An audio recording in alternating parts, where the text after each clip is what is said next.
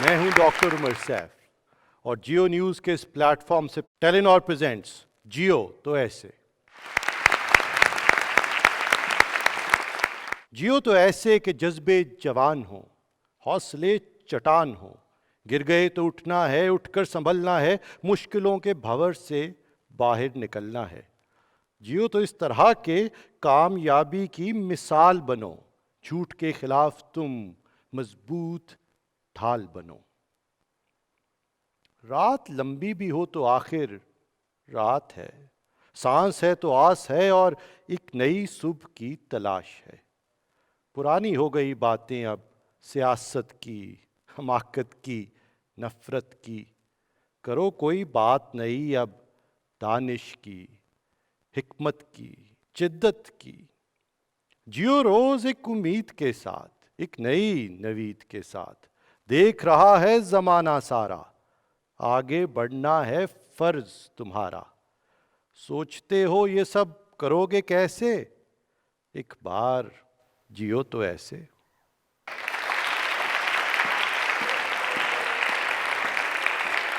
رب العالمین، کبھی کبھی سوچتا ہوں کتنے بڑے ہیں یہ عالمین۔ ہمارے نظام شمسی میں 9 سیارے ہیں، اس جیسے 200 ارب نظام شمسی ہیں ہماری کہکشاں میں، ملکی وے میں، اور ایسی 400 ارب کہکشائیں ہیں اس کائنات میں، اور نہ جانے کتنی ایسی کائنات مل کر بنتی ہیں یہ عالمین، جن کا وہ رب ہے، جن سب سے وہ بڑا ہے۔ اور جب یہ رب العالمین اپنے معبود پیغمبر سے ہم کلام ہوتا ہے تو اسے کیا حکم دیتا ہے؟ اس کا پہلا حکم ہے اقرا، پڑھو، پڑھو اس قلم سے جس سے تمہیں لکھنا سکھایا۔ اور جب ہمارے دین کی بنیاد ہی علم ہے تو شاید ہم اس علم کی دوڑ میں پیچھے رہ گئے ہیں۔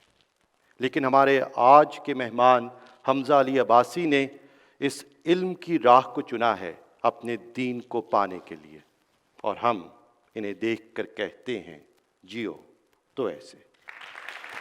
Thank you, thank you. Thank you so much. Assalamu alaikum. Thank you.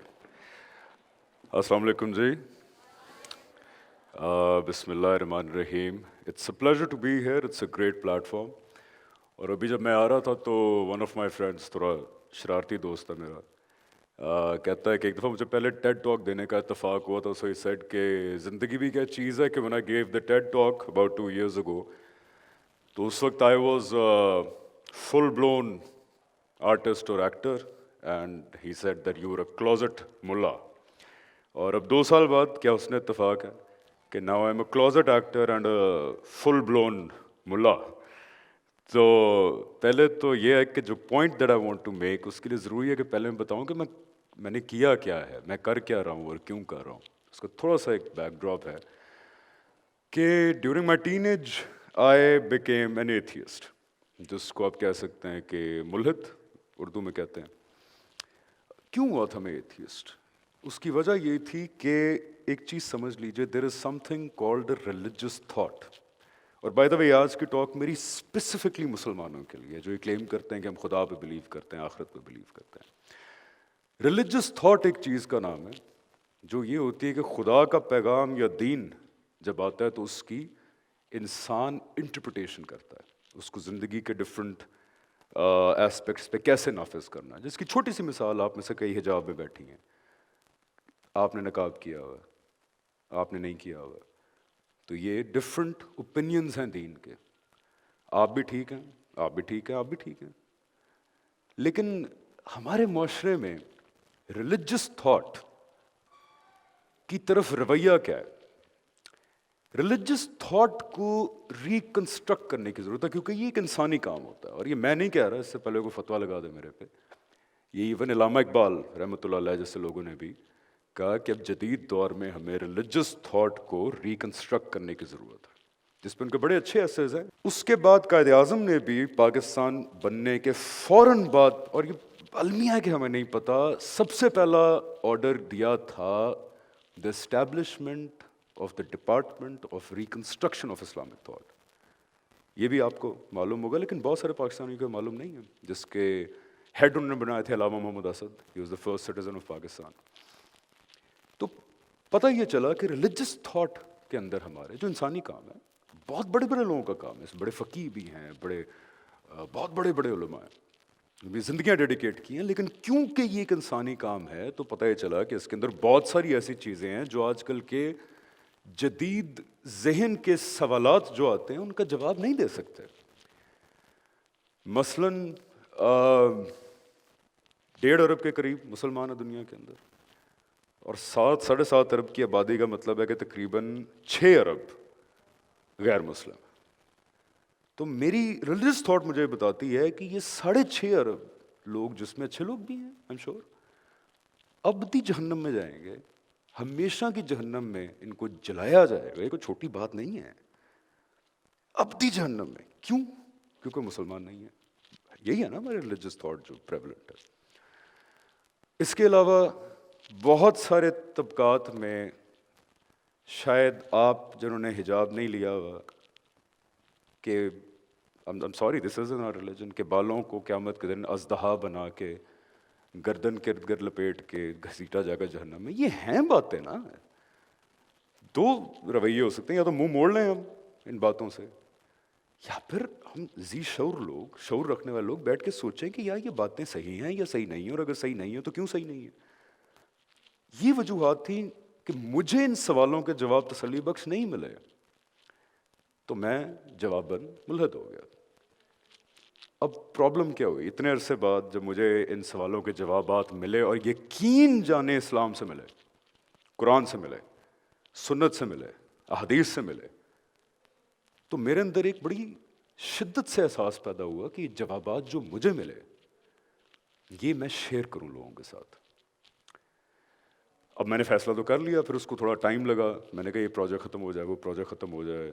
Finally फिर ये टाइम है, मैंने ऐलान किया कि भाई मैं अब ये जवाबात से, ना मैं आलिम हूँ, ना मैं मुल्ला बनाऊँ, ना मैं स्कॉलर बनाऊँ, मैं सिर्फ एक तालिब इल्म हूँ जो ये जवाब शेयर करना चाहता है ना लोगों के साथ। आप यकीन जाने, मैंने वो एक वीडियो बनाई है यूट्यूब पे, अगर आपको याद हो, और उसके बाद मैंने अभी तक बनाई नहीं, 2 महीने हो गए। क्यों? क्योंकि मैं अपने जो जानने वाले मजहबी हलके हैं उनके अंदर ये जवाबात जब शेयर करता हूँ तो हर चीज़ में मुझे रिस्पॉन्स ही मिलता है, यार ये बहुत सेंसिटिव बात है, अच्छा भाई ये बात, ये भी बहुत सेंसिटिव बात है, अच्छा यार ये मैं बात लोगों से शेयर कर लूँ, ये भी बहुत सेंसिटिव बात है। यानी कि हमारा एक माशरा, ख़ास तौर पे मुसलमान जो पाकिस्तानी है, यहाँ पे एक ऐसी इन्वायरमेंट बन चुकी है कि खुदा के बारे में, दीन के बारे में, मज़हब के बारे में आप कोई अगर बात करना चाहते हैं, कोई अपनी फाइंडिंग शेयर करना चाहते हैं, कोई जवाब शेयर करना चाहते हैं, तो माहौल ये बना दिया गया है कि आप इतना डर के बैठ जाते हैं कि आपके मुंह से चूं नहीं निकलती।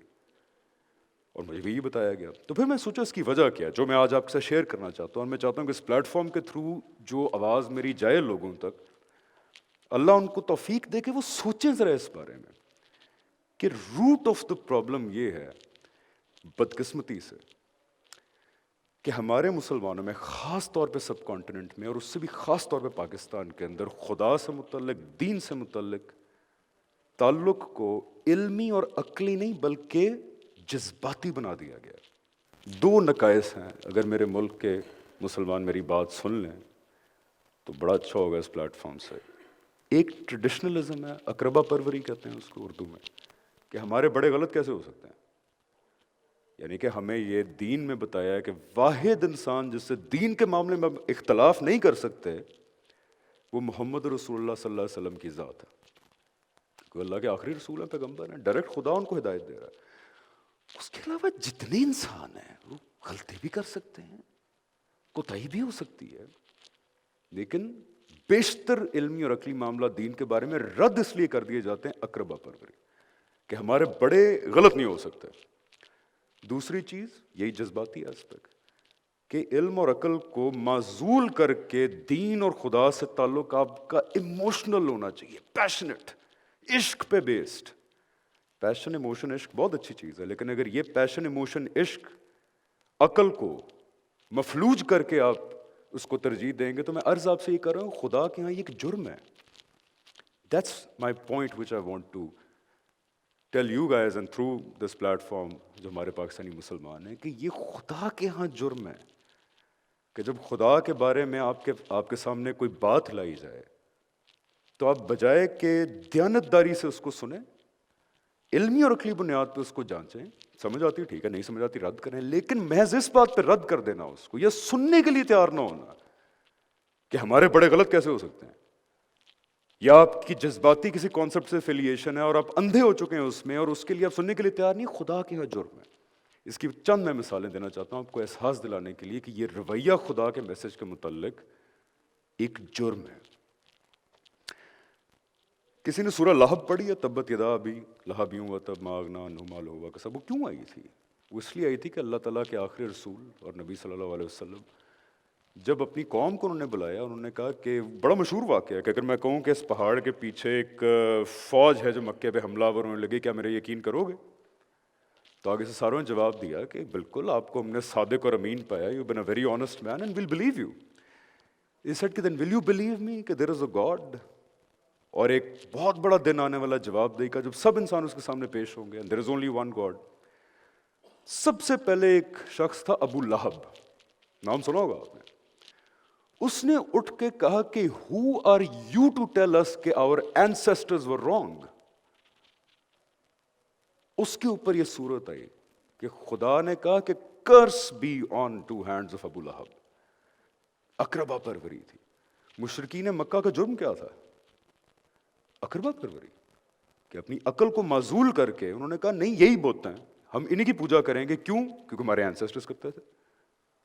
یہی تھا نا جرم۔ بنی اسرائیل کا کیا جرم ہے جو یہود ہیں ہمارے دنیا کے اندر؟ عقلی اور علمی بنیاد کو وہ سائڈ پہ رکھ کے جذبات اور اقربا پروری کی بنیاد پہ حق کو جھٹلا رہے ہیں، سننے کے لیے تیار نہیں ہے۔ اور let me final thoughts, let me assure you, یہی مسئلہ جو خدا کے ہاں جرم ٹھہرا آج ہماری مسلم امت کے ساتھ ہے۔ اور یہ میں نہیں کہہ رہا، یہ حضور اکرم صلی اللہ علیہ وسلم کے الفاظ ہیں۔ آپ گوگل پہ اس حدیث کو دیکھ لیں، مسلم میں اور صحیح حدیث ہے۔ I'm not at the Zakir Naik level right now to quote you chapter number this, verse number this. Someday I hope I would be. But بخاری کی صحیح حدیث ہے کہ میری امت will follow those before you، یعنی کہ صحابہ سے کہا، ابن سعید سے روایت ہے کہ you will follow the ways of those ummats before you۔ تو آگے سے صحابہ نے پوچھا یا رسول اللہ do you mean the Christians and the Jews؟ تو انہوں نے فرمایا who else؟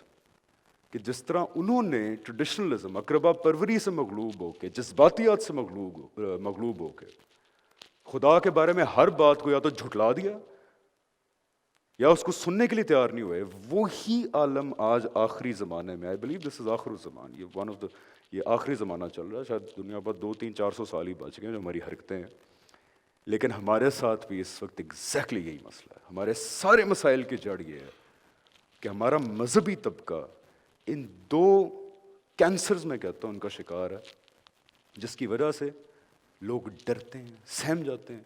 یہ بات کر دی وہ ٹھوک دے گا، یہ بات کر دی وہ مار دے گا۔ میں یقین جانے اب جو کر رہا ہوں زندگی میں مان چکا ہوں یہ کہ شاید میری لائف ایکسپیکٹنسی زیادہ نہیں ہوگی، اور میں بتایا بھی یہ جاتا ہے، لیکن یہ رویہ اگر چینج کرنے میں 1% بھی اپنا شیئر دے سکا تو شاید اللہ تعالیٰ کے ہاں میری نجات کا یہ باعث بنے۔ So request through this platform to all the مسلمان جو اپنے آپ کو کہتے ہیں ہمارے ملک میں، اقربا پروری اور جذبات سے اپنے آپ کو بالا تر کریں۔ خدا کی ڈیمانڈ ہی آپ سے یہی ہے۔ خدا نے تو، اللہ تعالیٰ نے آپ سے یہ نہیں کہا کہ کیٹو کا پہاڑ کھود کے لے آئے میرے لیے۔ اپنے علم کا تزکیہ کریں۔ نفس کے تزکیے کا سب سے پہلا سٹیپ ہی یہی ہے کہ علم کا تزکیہ کریں، اور جو خدا کے بارے میں بات کریں انکلوڈنگ می، میرے جیسا ایک ادنا سا طالب علم، اس کو علم کی بنیاد پہ دیکھیں، عقل کی بنیاد پہ دیکھیں، اور اس کے بعد پھر جذبات اور پیشن آئیں۔ اگر جذبات، پیشن اور ٹریڈیشنلزم پہلے آیا اور علم اور عقل مفلوج ہوگی تو یقین جانے خدا کے ہاں یہ جرم ٹھہرے گا۔ میں نہیں کہہ رہا، قرآن، سنت اور حدیث بھری پڑی ہے اس بات سے۔ تھینک یو سو مچ۔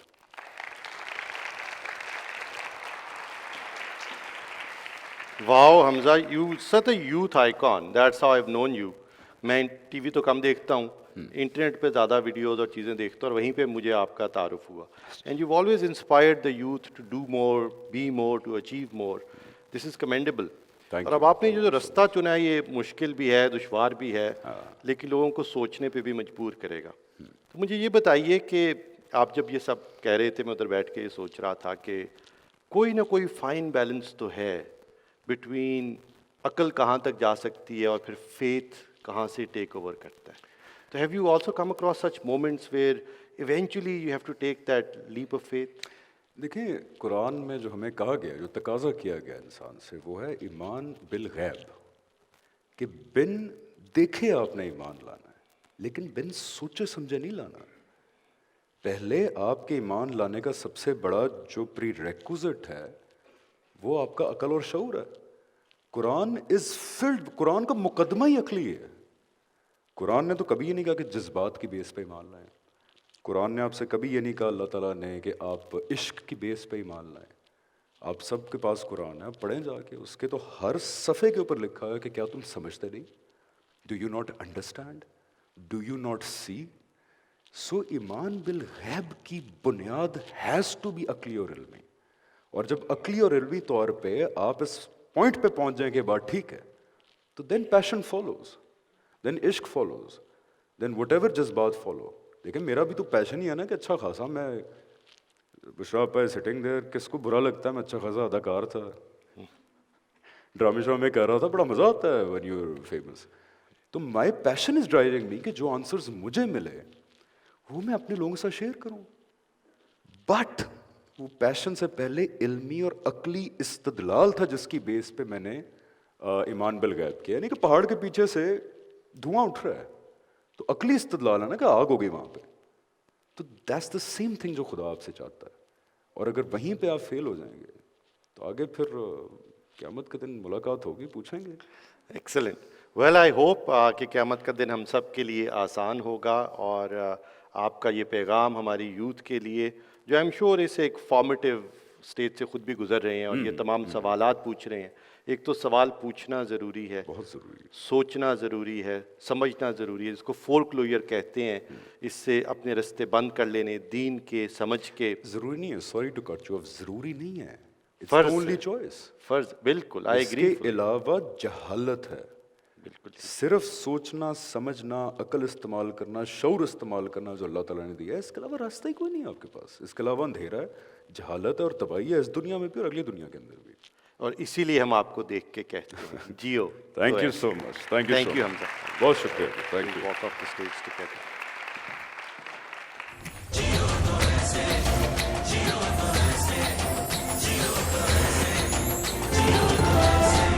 دہشت گردی کی جنگ میں جہاں پاک افواج نے دہشت گردوں کے ٹھکانے ختم کیے، وہاں شہروں میں ہماری جان و مال کی حفاظت پاکستان پولیس نے کی.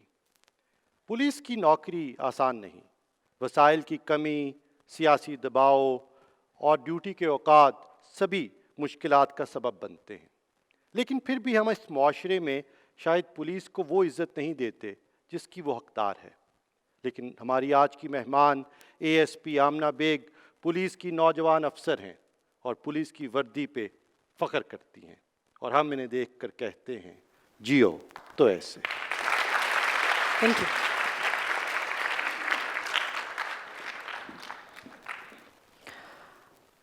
بچپن میں اسکول میں جب ٹیچر پوچھتی تھی کہ بڑے ہو کے کیا بننا ہے تو سارے ہاتھ کھڑا کر کے کہتے تھے کہ میں نے ڈاکٹر بننا ہے کیونکہ میرے والد صاحب ڈاکٹر ہیں، یا میں نے انجینئر بننا ہے کیونکہ میرے ابو انجینئر ہیں، یا میں نے آرمی میں جانا ہے کیونکہ میرے ابو آرمی میں ہیں.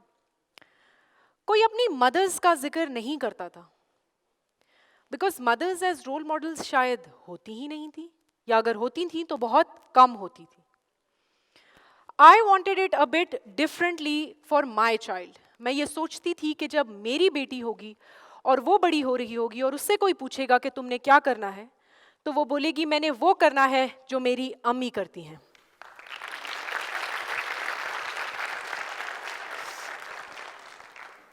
چار سال پہلے میں نے سول سروسز کا ایگزام کلیئر کیا اور میری پولیس سروس آف پاکستان میں ایلوکیشن ہوئی as an assistant superintendent of police.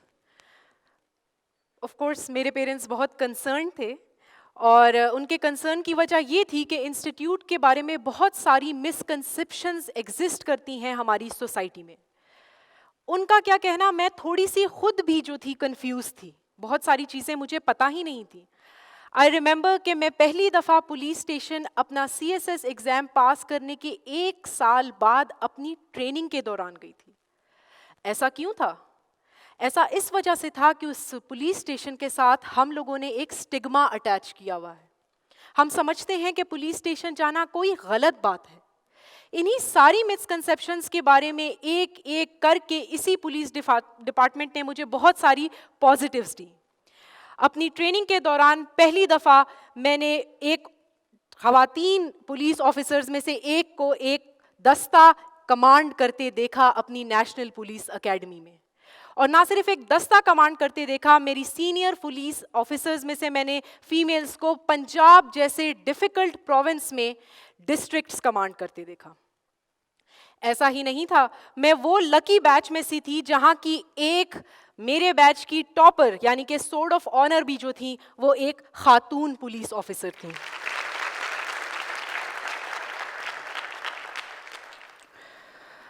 اب تھوڑی سی بات کر لیتے ہیں کہ ہم لوگوں کی ڈیوٹی کیا ہوتی ہے. ہمارے ڈپارٹمنٹ کے بارے میں جب بھی کوئی لڑکی آ کے مجھ سے سوال پوچھتی ہے تو یہی پوچھتی ہے کہ آپ کا کریئر کیسا ہے, کوئی ڈسکریمنیشن تو نہیں ہے. I can proudly tell you which was a surprise for me کہ مجھے فیلڈ میں 2 سال ہو چکے ہیں اور آج تک اپنے نہ سینئر سے نہ جونیئر سے مجھے کسی قسم کی کوئی ڈسکریمنیشن فیس ہوئی ہے اپنی جاب کے بارے میں. نہ صرف یہ, انفیکٹ میرے سینئرز نے ہمیشہ مجھے کہا ہے کہ تم میل کاؤنٹر پارٹ سے زیادہ کمپیٹنٹ ہو. جہاں کام اچھا کیا ہے وہاں پہ ہمیں شاباش بھی اسی طرح سے ملی ہے اور جہاں کام غلط کیا ہے وہاں پہ ہمیں ڈانٹ بھی اسی طرح سے ملی ہے. جب 18 گھنٹے ہمارا جوان محرم کے جلوسوں میں ڈیوٹیوں پہ کھڑا ہوتا ہے تو میں اور میری فیمیل آفیسرز ان کے ساتھ کھڑی ہوتی ہیں. ہم میں سے کوئی بھی شائع نہیں ہے ہارڈ ورک سے, اور اس کمپیٹنس کو ہمارے اسی پولیس ڈپارٹمنٹ نے بہت پازیٹیولی انکریج کر کے آگے ہمیں بڑھنے کی دعوت دی ہے.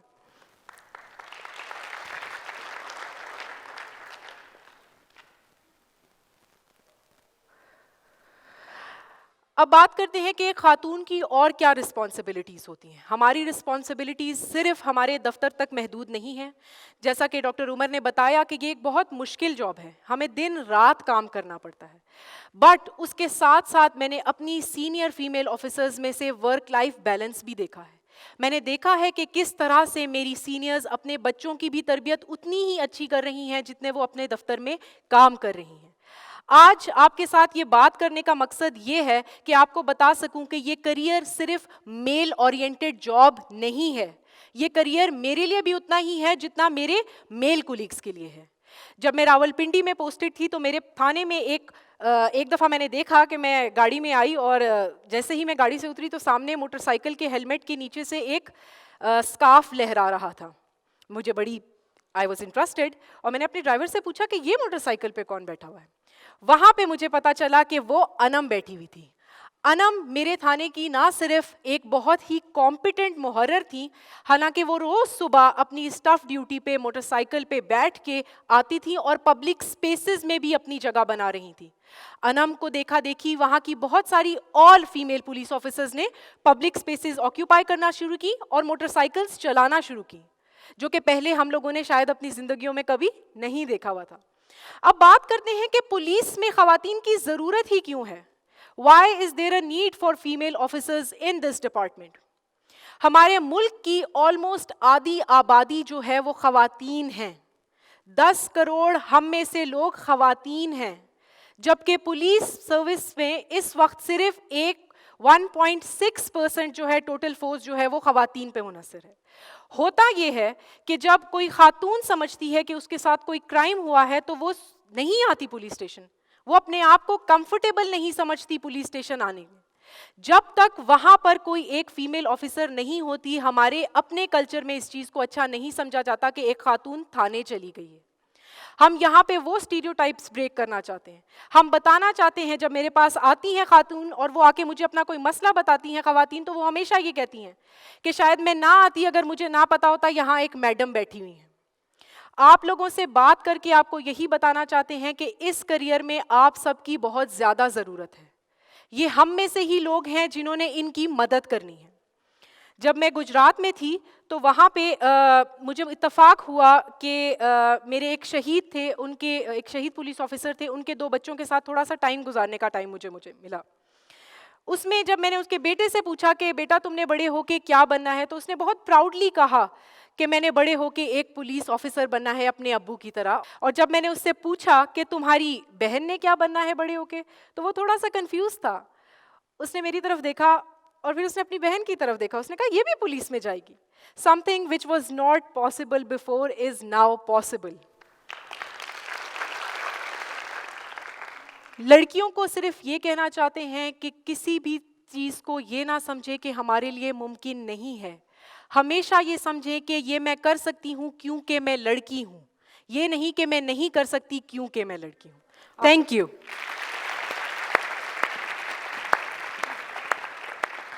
Amna what an inspiring talk. Thank you so much. میں تو آپ کی ٹویٹس پڑھتا ہوں جن سے میں محظوظ ہوتا رہتا ہوں. ایک تو پولیس سروس کو اس طرح کی جو ایک پبلک ریلیشنز ہے اس کی بھی بہت ضرورت ہے، اور I wish more people here and people are watching can follow you on Twitter also. آپ کی یہ جو اب آپ بات کر رہی تھی، بہت لوگ تالیاں بجا رہے تھے، بہت لوگ انسپائر ہو رہے تھے. سب سے زور سے تالیاں آپ کے ہسبینڈ بجا رہے تھے. I want you to know this. آپ کے سب سے بڑے سپورٹر وہ ہیں. But here is my question from you. How do you manage to balance your work and life? جیسا کہ میں نے اپنی ٹاک میں بھی کہا اور اس سے شروع میں بھی آپ نے ڈاکٹر عمر کہا کہ it's a very challenging career. نہ دن کا پتہ ہے نہ رات کا پتہ ہے. اور ہماری جیسی پیٹریارکل سوسائٹی میں بہت مشکل ہو جاتا ہے فیملیز کو ایکسیپٹ کرنا کہ لڑکیاں جو ہیں وہ اس قسم کے کسی کریئر میں کام کر رہی ہیں. اس میں آئی ووڈ جسٹ سے کہ آئی ایم ویری لکی. الحمد للہ میرے ہسبینڈ تھوڑے نہیں بہت زیادہ سپورٹیو ہیں.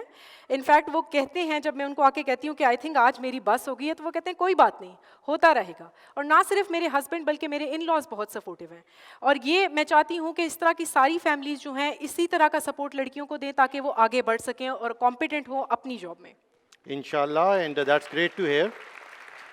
اور واقعی اس معاشرے میں خواتین کے آگے بڑھنے کے لیے مردوں کا بہت بڑا کردار ہے. And I hope that men in this society man up to this and enable that to happen. Thank you. You're such an inspiration. Thank you. I hope you continue to inspire people to do more, to achieve more, to be more, Thank you. especially the women Thank of you this so much. country. Thank you. Thank you for Thank coming you. to our show. Thank you. Aaiye.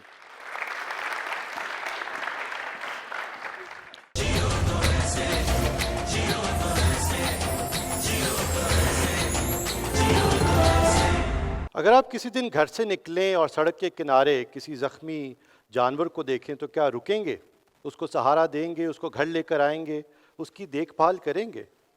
مجھے لگتا ہے اس کو چند لمحوں کے لیے دیکھیں تو ضرور اور سوچیں بھی، لیکن شاید اس کے بعد اپنی روزمرہ کی مصروفیات میں مصروف ہو جائیں اور اس کو بھول جائیں. وہ اس لیے کہ ہمارے معاشرے میں جانوروں کے حقوق اور تکالیف کو اتنی اہمیت نہیں دی جاتی جتنی زیادہ مہذب معاشروں میں دی جاتی ہے. لیکن ہماری آج کی مہمان عائشہ چندریگر نہ صرف ان جانوروں کے درد کو محسوس کرتی ہیں بلکہ یہ بھی سمجھتی ہیں کہ معاشرے میں جو لوگ جانوروں کا درد محسوس کرتے ہیں وہی انسانیت کا درد سمجھ سکتے ہیں. اور ہمیں ان کے اس بے لوث جذبے پہ فخر ہے اور ہم انہیں دیکھ کر کہتے ہیں جیو تو ایسے.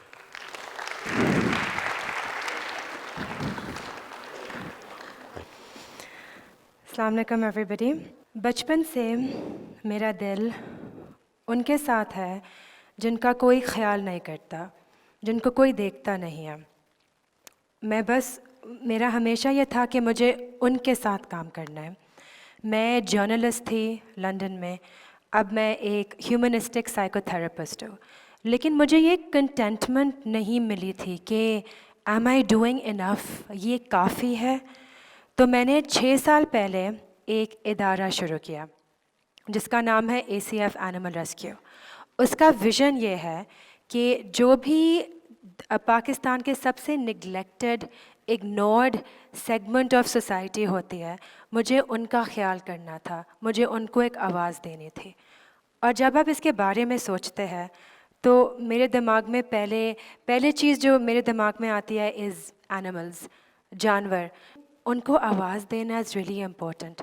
دے are the most vulnerable in our society, اور کسی نے کبھی ان کے لیے کچھ کیا نہیں ہے. جب سے پاکستان بنا تھا کبھی اینیملز کے لیے کچھ نہیں ہوا ہے، اور ہم ہمیشہ یہ ایکسکیوز دیتے ہیں کہ انسان کے لیے اتنا نہیں ہوتا تو ہم اینیملز کے لیے کیا کریں۔ جو رحم دلی ہوتی ہے اس میں کوئی کمپیریزن یا ڈسٹنکشن نہیں ہونی چاہیے۔ اگر آپ رحم دل ہے تو آپ سب کے لیے رحم دل ہے۔ ایسا نہیں ہے کہ اگر آپ ایک جانور کی مدد کریں ایک انسان کو نقصان ہوگا، یا ایسا نہیں ہے کہ اگر آپ وہ اینیمل کی مدد نہیں کریں انسان کی مدد ہوگی۔ تو اس میں کوئی کنیکشن ہی نہیں ہے۔ 6 سال میں اب میری ایک پوری ٹیم ہے، یہ ایک پورا آپریشن میں نے بنایا ہے کراچی میں۔ میرے 45 اسٹاف ممبرز ہیں، ہم نے 500 اینیمل سے زیادہ کی ایک سینکچری بنائی ہے۔ ہم ہر دن 5 سے 15 اینیملز کو ریسکیو کرتے ہیں۔ سب کو ایسے لگتا تھا کہ یہ کیوں کر رہی ہو، جرنلسٹ ہو، سائیکو تھراپسٹ ہو، فوکس آن دیٹ، وہ اور ضروری ہے۔ لیکن اب میرے جو 45 اسٹاف ممبرز ہیں، ہم نے ایک ساتھ 5,000 سے زیادہ جانور کو ریسکیو کیا۔ جب میں نے یہ شیلٹر شروع کیا تھا، یہ اینیمل ریسکیو، یہ میرے لیے ایک پلیٹ فارم تھا کہ ایک کمپیشن کا پلیٹ فارم یہ بنا تھا۔ اور جب میں تھراپسٹ تھی، جب میں جرنلسٹ تھی، میں نے ہیومن بیہیویئر کا کبھی اتنا نہیں دیکھا جب سے میں نے اینیمل ریسکیو کا کام شروع کیا تھا۔ بیکاز جو شدید وائلنس اور ظلم ہمارے کنٹری میں ہے، جو اینیملز پہ انفلکٹ ہوتا ہے ایوری ڈے، جو میں کام کرتی ہوں وہ کیوٹ نہیں ہے، وہ آسان نہیں ہے۔ جو میں کام کر رہی ہوں، میں روٹس پہ کام کر رہی ہوں، میں اس چیز پہ کام کر رہی ہوں کہ ہمارے ملک میں ایمپتھی کسی کو سمجھ نہیں آتی۔ جب ایمپتھی ہوتی ہے، ایمپتھی سب کے لیے ہونا بہت ضروری ہے۔ اٹ از سو امپورٹنٹ کہ ہم دنیا کو بہت ہیومن سینٹرک طرح سے دیکھتے ہیں کہ یہ دنیا صرف انسانوں کے لیے بنی ہوئی ہے۔ اس لیے کلائمیٹ چینج ہے۔ کلائمیٹ چینج کیوں ہے؟ بیکاز ہم نے ایسے دنیا کو دیکھی ہے کہ صرف ہیومنس کے لیے ہے۔ جب ہم سڑک کو دیکھتے ہیں، جب ہم جنرلی کسی چیز کو دیکھتے ہیں، ہم سوچتے ہیں کہ ہاؤ ول اٹ بینیفٹ اس، انسانوں کو یہ، لیکن یہ دنیا انسانوں کے لیے نہیں ہے، اٹس فار ایوری بڈی۔ یہ اینیملز کے لیے بھی ہے۔ اینیملز کے پاس ایک ہیلنگ پاور بھی ہے۔ یہ ہیلنگ پاور جو ہوتی ہے، یہ ایک اینیملز نان ججمنٹل ہوتے ہیں، وہ جج کسی کو نہیں کرتے، وہ ایک پیور انوائرمنٹ آپ کے لیے دیتے ہیں جہاں پہ you can explore who you are. جب میں تھراپسٹ تھی، میں ایک ایسڈ برن سروائیور کے ساتھ کام کر رہی تھی۔ انفیکٹ میں بہت زیادہ کے ساتھ کام کر رہی تھی، لیکن ایک تھی وہ 7 سال سے ڈپریشن میں تھی۔ ان کے ہسبینڈ نے ان پہ 4 باٹلز ایسڈ ان کے سر پہ پھینکی تھی۔ ان کا کان نہیں تھا، آنکھ نہیں تھی، بال نہیں تھے، اندر سے سب کچھ میلٹ ہوا تھا۔ میں نے بولا کہ آپ آ کے ہمارے ساتھ ایک جاب کر لیں۔ ان کو اینیملز پسند بھی نہیں تھے، لیکن انہوں نے بولا چلے۔ میں نے بولا آپ کلیننگ کی جاب کر لیں، بیسک چیزیں کر لیں، اینیملز کے ساتھ نہیں کرنا۔ 3 مہینوں میں وہ ایسی تھی۔ انہوں نے ہماری پولو شرٹ پہنی، کیپ پہنی، اور جب میں نے وہ پوچھا کہ یہ چینج کیا ہے، یہ چینج کیسے آیا، انہوں نے یہ کہا کہ اینیملز جج نہیں کرتے۔ اینیملز نے مجھے جج نہیں کیا۔ جب میں یہاں پہ آئے، انہوں نے مجھے اس طریقے سے نہیں دیکھا جیسے انسان مجھے دیکھتے ہیں۔ انہوں نے مجھے میری اصلیت دکھائی، مائی ٹروتھ، کہ میں وہ نہیں ہوں جو لوگ سمجھتے ہیں۔ مجھے یاد آیا کہ میں کون ہوں۔ یہ پاور ہے اینیملز کا۔ اور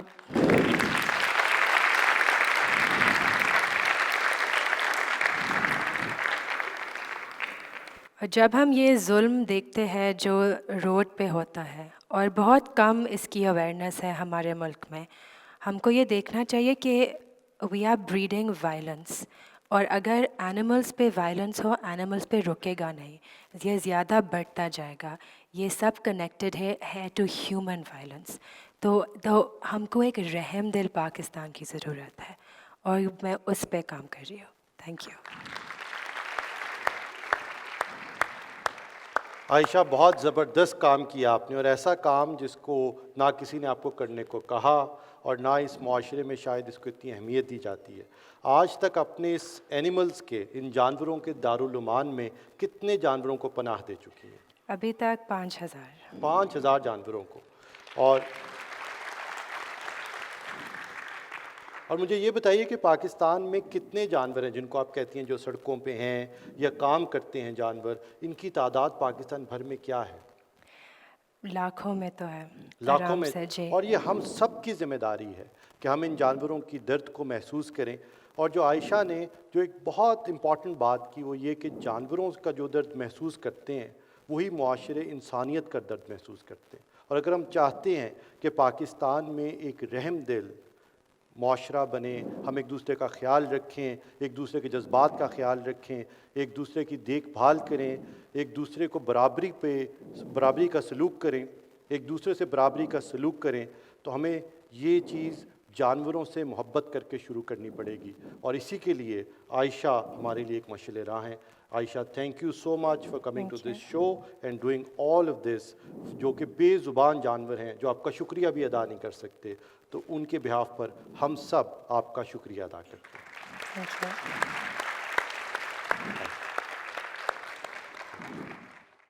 آج کا شو یہیں ختم ہوا. امید ہے this show has inspired you to do more, be more and achieve more, بلکہ مور سے بھی زیادہ.